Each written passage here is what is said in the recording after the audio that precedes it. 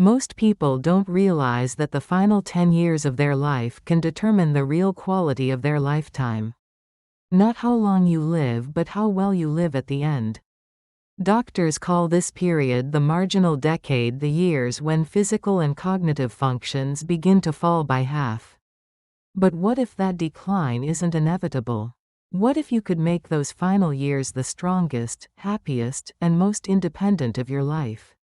Welcome to Health Studio, where we explore the science of longevity and how to live not just longer, but better.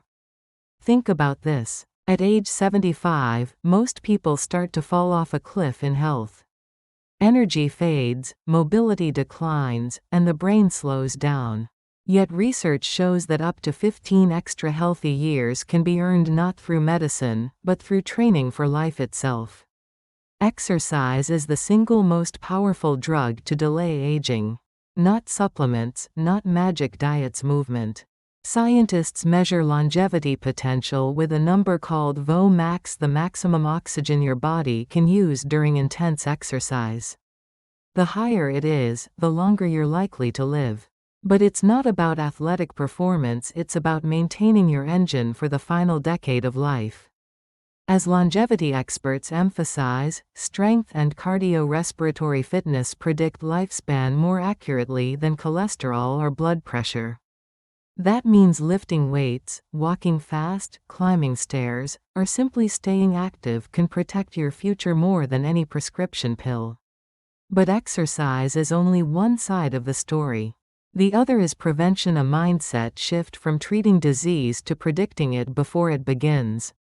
This approach, called Medicine 3.0, is the next evolution in healthcare. It's about early screening, understanding your risk factors, and adjusting lifestyle decades before problems appear. For example, modern diagnostic tools like DEXA scans can measure muscle, bone, and fat distribution to assess aging. Full-body MRI and genetic testing can reveal silent risks like cancer or Alzheimer's long before symptoms show. When prevention becomes the foundation, longevity becomes predictable, not accidental. And then comes the part that most people ignore: emotional health. Studies show that social connection and emotional stability can extend life expectancy as much as physical fitness. Therapy, mindfulness, or simply maintaining deep relationships can literally keep you alive longer. Because longevity isn't just about adding years to life, it's about adding life to years. There's no point in living longer if you're isolated, anxious, or unhappy. So how can you apply this today?